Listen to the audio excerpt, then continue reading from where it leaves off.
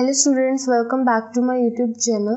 सो continue कर रहे हैं from exercise 1.1। Let's see question number 1। Determine whether each of the following relations are reflexive, symmetric and transitive. So यहाँ पे आपके पास around 5 parts हैं आपके पास। सो आपके पास एक सेट गिवन होगा एंड उसके साथ रिलेशन सेट आपको प्रोवाइड किया होगा, राइट। सो आपको बताना है कि इनमें से कौन से जो आपके पास पार्ट्स गिवन है वो आपके यहाँ तो रिफ्लेक्सिव आ रहे हैं, सिमेट्रिक आ रहे हैं या ट्रांजिटिव आ रहे हैं, ठीक है। सो यहाँ पे फर्स्ट पार्ट देखते हैं जिसमें कि relation R in a set A and set A में क्या वैल्यूज इंक्लूड है 1 to 14, right. Defined as this R set relation set जिसमें कि आपके पास ये जो ऑर्डर्ड वैल्यू आएगी, ऑर्डर पेयर जो आपको लेना है x, y की फॉर्म में, वो कब आपको लेना है, यहाँ पे जो वैल्यूज होंगी वो इसके बेसिस पे होंगी, राइट। जो भी वैल्यूज होंगी वो इसके बेसिस पे आपको लिखनी है ऑर्डर्ड पेयर के लिए। कहने का मतलब ये है कि आपको एक तरह से रिलेशन क्या प्रोवाइड किया हुआ है, ये प्रोवाइड किया हुआ है, ठीक है।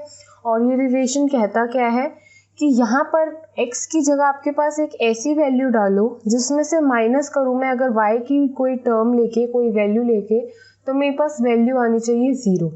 तो x, y एक ऐसा ऑर्डर्ड पेयर जनरेट होगा जिसका रिलेशन ये होगा, x की वैल्यू जैसे ही 3 से मल्टीप्लाई होगी माइनस होगी y की टर्म के साथ, ये पूरी टर्म माइनस होगी इस y की वैल्यू के साथ, तो आपको वो वैल्यू हमेशा 0 मिलनी चाहिए। तो यहाँ पे वही ही टर्म्स आएंगी जो वैल्यू आपको 0 देती हूँ, अदरवाइज आपको वो ऑर्डर्ड पेयर इस रिलेशन सेट में आपको लिखना ही नहीं है, ठीक है। सो सबसे पहले ए सेट आपको क्लियर हो गया है कि आपके पास 1 से लेके कितनी वैल्यूज हैं इस सेट में, 14 वैल्यूज हैं, ठीक है। यहाँ पर आपका जो रिलेशन सेट है उसमें वैल्यूज ऑर्डर्ड पेयर्स जो इस फॉर्म में आएंगे मैं आपको वो लिख के बता रही हूँ। यहाँ पे मैं साइड में रेफर करूंगी ताकि आपको क्लियर हो जाए कि वैल्यू वो जो ऑर्डर्ड पेयर्स है एग्जैक्टली 0 दे रहे हैं, तभी मैं वो ऑर्डर्ड पेयर्स में इस आर सेट में लिखने वाली हूँ, ठीक है। सो यहाँ पर आपके पास इस तरह से वैल्यू है, ठीक है। सपोज करो मुझे x और y में ऐसी वैल्यू डालनी है जो मुझे यहाँ से रिजल्ट क्या देगा 0। तो मैंने x की जगह सबसे पहले 1 डाला है, ठीक है, दिस वैल्यू x की जगह, ठीक है। और जैसे मैं यहाँ 1 डालती हूँ तो मुझे यहाँ पे ऐसी क्या वैल्यू रखने पर ही 0 वैल्यू मिलेगी, दैट इज वेरी ऑब्वियस। अगर ये 1 वैल्यू इसके साथ मल्टीप्लाई होती है तो यहाँ पे ये वैल्यू क्या बनती है 3। तो 3 में से 3 माइनस होगा तभी तो आपको 0 मिलेगा, कोई और वैल्यू यहाँ पर आएगी तब 0 थोड़ी आएगा, राइट।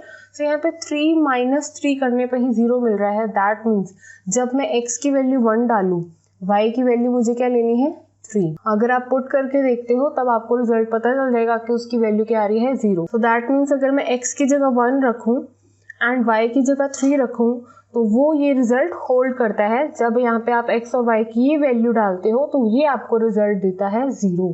रिलेशन इसने होल्ड कर लिया है कि ये रिलेशन 1 रिलेटेड है 3 से, कैसे कि ये आपको वैल्यू देगा 0। रिलेशन उन्होंने ऑलरेडी मेंशन किया हुआ है, सो उसी के अकॉर्डिंग ये आपके ऑर्डर्ड पेयर्स आएंगे।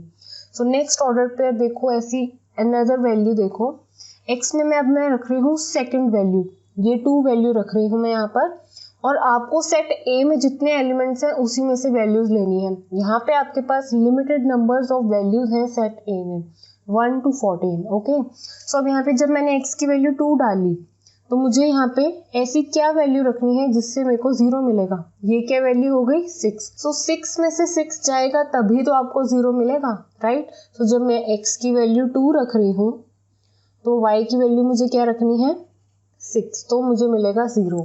तो ये अनदर ऑर्डर्ड पेयर जनरेट हो गया है, राइट, जो कि रिजल्ट को होल्ड कर रहा है। इसी तरह से जब मैं x की जगह 3 रख रही हूँ तो मुझे 3 3 9 यहाँ पर मिल रहा है, तो इसमें से 9 माइनस करूंगी तभी तो मुझे 0 मिलेगा। तो दैट मीन्स जब मेरी x की वैल्यू 3 है, y की वैल्यू मुझे 9 लेनी है। ऐसे ही जब मेरी x की वैल्यू 4 होगी तो मुझे यहाँ पर वैल्यू क्या लिखनी है 12, क्योंकि ये क्या है 12। तो यहाँ पे ये भी पॉसिबल है, 12 भी है, ठीक है, और 4 भी आपके पास है। तो अभी वही एलिमेंट्स आपको लेने हैं जो जो आपके इस सेट में हैं और जो आपको 0 प्रोवाइड कर रहे होंगे, ठीक है। तो यहाँ पे 4 रखने पर y की वैल्यू मुझे 12 लेनी है। अब जैसे ही मैं x की जगह 5 रखती हूँ तो यहाँ से मुझे क्या वैल्यू मिलती है 15, ठीक है। तो क्या मेरे पास सेट में 15 वैल्यू है y के रखने के लिए? नो, यहाँ पर 15 आएगा तभी तो 15 माइनस 15 0 मिलेगा। अगर 15 है ही नहीं इस सेट में तो मैं y की वैल्यू 15 कैसे ले सकती हूँ? ठीक है, 14 तक ही आपके पास ये नंबर्स, तो मैं 15 कैसे ले सकती हूँ y की जगह? लेकिन यहाँ पर x की जगह 5 लेते ही मुझे यहाँ पे ज़रूरत किसकी है? y की 15 रखने की। लेकिन 15 मैं रख नहीं सकती क्योंकि सेट A में आपके पास 15 वैल्यू नहीं है।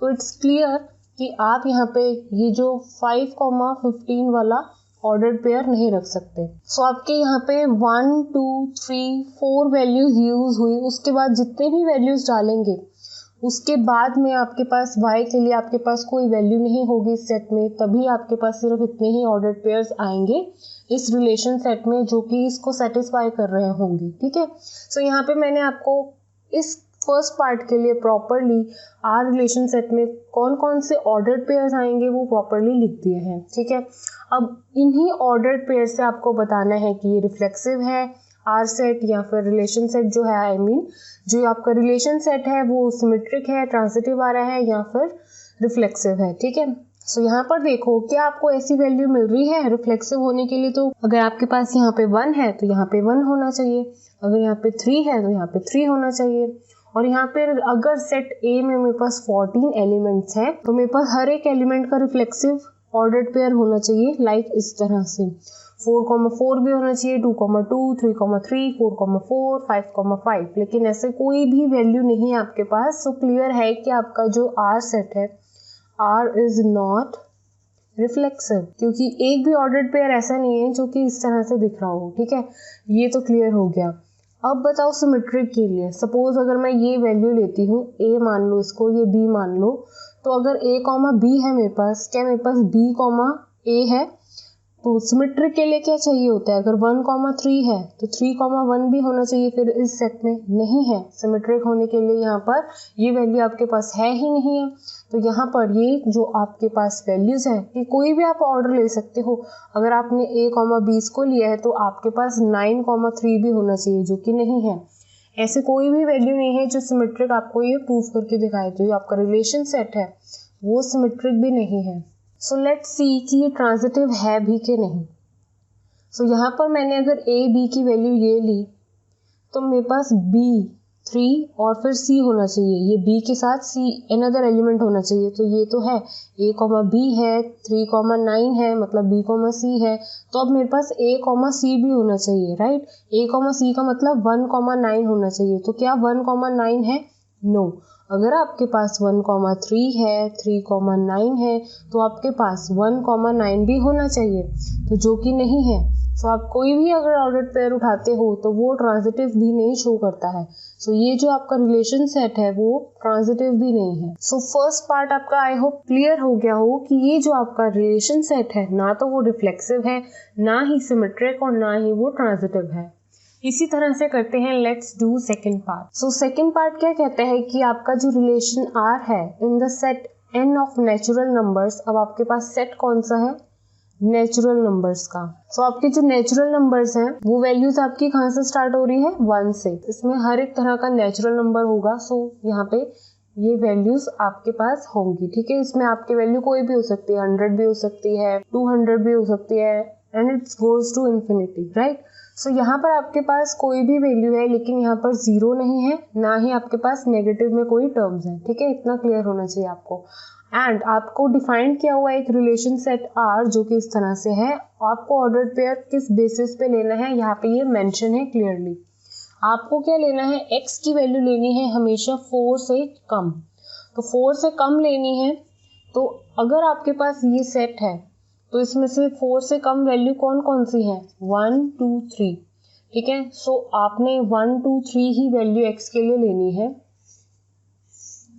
एज x इज लेस देन 4। ठीक है, एंड y की वैल्यू ऑटोमेटिकली आ जाएगी। जब आप x की वैल्यू पहले 1 डालोगे तो y की वैल्यू ऑटोमेटिकली आ जाएगी। ऐसे ही x की वैल्यू जब 2 डालोगे तो y की वैल्यू ऑटोमेटिकली आ जाएगी। Same for 3। ठीक है, सो y के लिए आपके पास एक इक्वेशन दी है x की फॉर्म में। तो व्हेन आपका ऑर्डर्ड पेयर कैसे जनरेट हो रहा है यहाँ पे क्लियर देखो। यहाँ पे मैं आपका ऑर्डर्ड पेयर लिख रही हूँ। जब आपके x की वैल्यू 1 होगी क्योंकि आपको सिर्फ 1 2 3 ही लेने हैं x में। क्यों? क्योंकि क्लियर मेंशन है आपके x की वैल्यू सिर्फ 4 से कम ही होनी चाहिए, नथिंग एल्स। तो यहाँ पे आपके पास x की वैल्यू में इतना तो आपको यहीं से आपको क्लियर हो गया हो कि 1 2 और 3 होगी, राइट। सो अब यहाँ पे जैसे ही x की वैल्यू 1 डालते हो, y की वैल्यू क्या मिल रही है 6, तो यहाँ पे आ गई। जैसे ही मैं x की वैल्यू 2 डाल रही हूँ तो y की वैल्यू क्या मिल रही है आपको 7। ऐसे ही जब मैं x की वैल्यू 3 डालूंगी, y की वैल्यू क्या आएगी 8। सो इतने ही आपके ऑर्डर्ड पेयर्स जनरेट हुए हैं इस सेकेंड पार्ट के लिए। सो इट्स वेरी क्लियर, यहीं पे फर्स्ट ऑफ ऑल देखने से ही पता चल रहा है कि रिफ्लेक्सिव तो है ही नहीं r जो है आपका।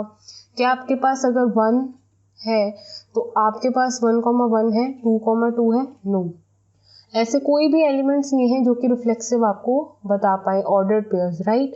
सो यहाँ पे r जो है वो नॉट रिफ्लेक्सिव। सो यहाँ पे क्लियरली अगर आपके पास a, b है तो आपके पास b, a है?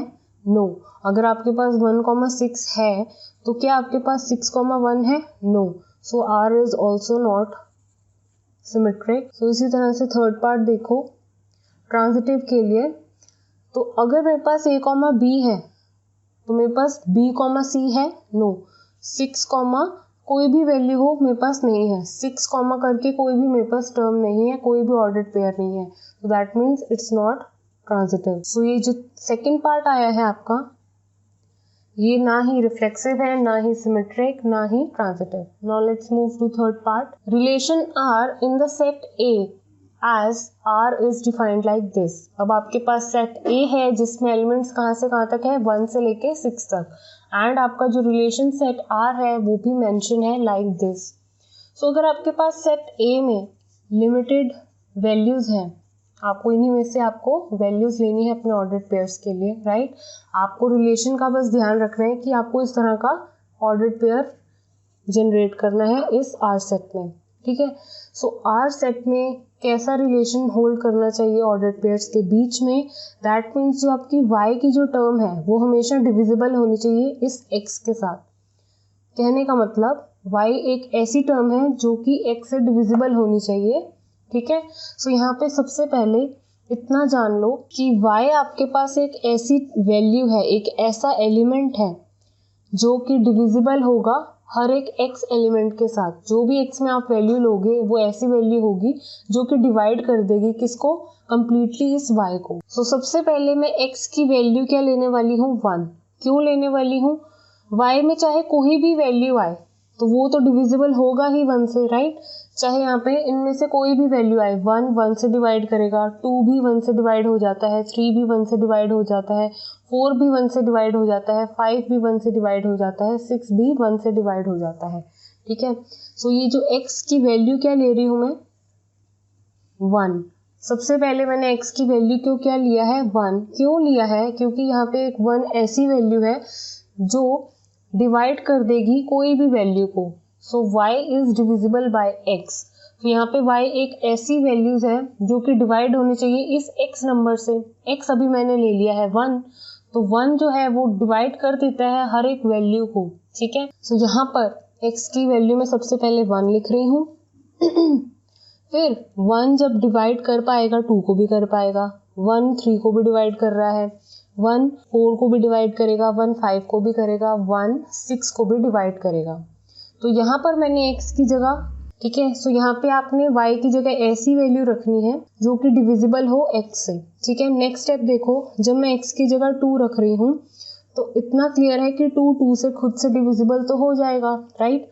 2 खुद को डिवाइड करता है, of course 2 is divisible by 2। सो यहाँ पे y की मैं ऐसी क्या वैल्यू रखूँ कि जो 2 से डिवाइड हो जाए। यहाँ पे ऐसी 4 की वैल्यू आ सकती है जो कि 2 से डिविजिबल है। ऐसे ही y की जगह मैं 6 रखने जा रही हूँ क्योंकि वो भी 2 से डिविजिबल है। क्या 5 या फिर क्या 3 वैल्यू डिविजिबल थे 2 से? नो। तो तभी मैंने यहाँ पे 2,3 और 2,5 नहीं लिए हैं, ठीक है। ऐसे ही अब 3 पर आते हैं, 3 से डिविजिबल है, ठीक है। ऐसे ही मैं y की जगह यहाँ पे क्या रखूँ जो 3 से उसको डिवाइड कर दे। सो यहाँ पे 6 एक ऐसी टर्म है जो डिवाइड है 3 से, जो कि डिविजिबल है 3 से, राइट। ऐसे ही यहाँ पे 9 रख सकती थी लेकिन आपके लिमिटेड टर्म्स कितने हैं, सिर्फ 6 तक। तो यहाँ पे आपके लिए 3 के लिए भी बस 3,3 और 3,6 बनेंगे। नेक्स्ट 4,4, 4 से डिविजिबल है, राइट। क्या 4 किसी और टर्म से डिविजिबल हो सकता है? नो, यहाँ पे एक ऐसी कोई टर्म नहीं है कि 4 किसी और टर्म के साथ डिविजिबल हो प्रॉपरली, ठीक है। सो अब यहाँ पे मैं x की जगह जब 5 रख रही हूँ तो 5 यहाँ पर भी रख रही हूँ, क्योंकि 5 के साथ तो डिविजिबल होगा। क्या इसमें कोई और वैल्यू है कि यहाँ पे अगर मैं 5 रखती हूँ y की जगह तो वो डिविजिबल हो जाए x की कोई टर्म 5 के साथ? नहीं है, राइट। सो नेक्स्ट ऐसे मैं 6 रख रही हूँ, तो 6 के साथ डिविजिबल है, लेकिन 6 किसी और टर्म के साथ डिविजिबल है नहीं। सो यहाँ पे 6 जो था वो ऑलरेडी मैं लिख चुकी हूँ कि वो 2 के साथ डिविजिबल था। ऐसे ही आप 4 के लिए लिख चुके हैं कि यहाँ पे 4 जो वैल्यू है 2 के साथ डिविजिबल है, लेकिन क्या 2 डिविजिबल है 4 से? नो, इस तरह से आपको नहीं लिखना है। सो इतना आपको ध्यान में रखना है। सो यहाँ पे हमने y की सिर्फ वही टर्म्स यहाँ पर ऐसी रखी हैं जो कि डिविजिबल हो रही हैं इस x की टर्म्स के साथ, ठीक है। सो यहाँ पर आई होप आपके पास आर रिलेशन सेट में कैसे आए हैं ये ऑर्डर्ड पेयर्स आपको क्लियर हो गया हो। सिर्फ इतने ही आएंगे। अब यहाँ पर ध्यान से देखो कि अब हमें चेक करना है कि ये रिफ्लेक्सिव है, सिमेट्रिक है या फिर ट्रांजिटिव है, ठीक है। सो यहाँ पर सबसे पहले मैं रिफ्लेक्सिव के लिए चेक कर रही हूँ। सो अगर मेरे पास 1 2 3 4 5 6 एलिमेंट्स हैं सेट ए में, सो इसके रिस्पेक्टिव मेरे पास रिलेशन आर सेट में रिफ्लेक्सिव ऑर्डर्ड पेयर की फॉर्म में आपको वैल्यू जरूर दिखेगी।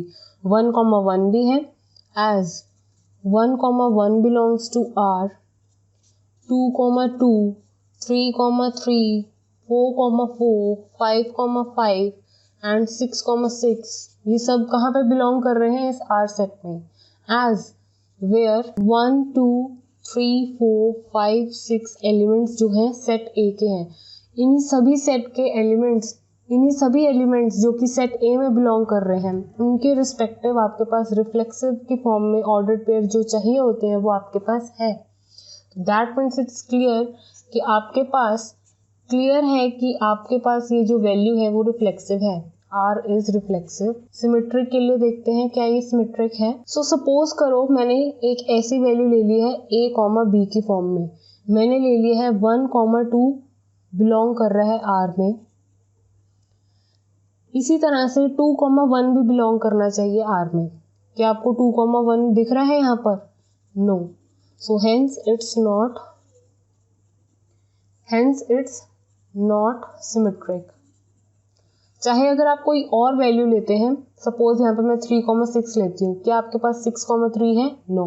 सो इट्स वेरी क्लियर कि ये सिमेट्रिक नहीं है। सो यहाँ पे मैंने ले ली है एक term a, b like this 1,2 ही ले ली है, राइट। सपोज करो 1,2 बिलोंग कर रहा है, ऑब्वियसली कर रहा है, तो क्या 2 के साथ एक अनदर c वैल्यू आपके पास है? ऑफ कोर्स है, ये रही 2,4। So as 1,2 belongs to R and 2,4 ये कैसे हो गया? b, c, ठीक है, इस तरह से हो गया। So as b, c also belonging to R, तो अब आपके पास क्या 1,4 that means a, c value है। ऑफ कोर्स 1,4 भी आपके पास है। Also 1,4 belongs to R। So that means it's clear कि ये ट्रांजिटिव है। आपके पास a, b है, b, c है, तो a, c भी है, राइट। तो इसी तरह से अगर आप कोई और वैल्यू लेना चाहते हैं तो वो भी देख लो कैसे। सपोज यहाँ पे मैं 1,3 वैल्यू ले रही हूँ, ठीक है। सो यहाँ पे मैंने 1,3 वैल्यू ली जो कि बिलोंग कर रहा है R में, तो क्या अनदर वैल्यू 3,6 है? यस, 3,6 भी है। एंड क्या 1,6 है फिर? यस, डेफिनेटली 1,6 भी है। सो यहाँ पे आपने 2 एग्जांपल्स लिख दिए कि यहाँ पर आपके पास ये पर्टिकुलर ऑर्डर है, तो इट्स वेरी क्लियर कि ये क्या है? ट्रांजिटिव। सो नेक्स्ट वीडियो में कंटिन्यू करेंगे। Thank you students for watching this video. Please like, share and subscribe to my channel.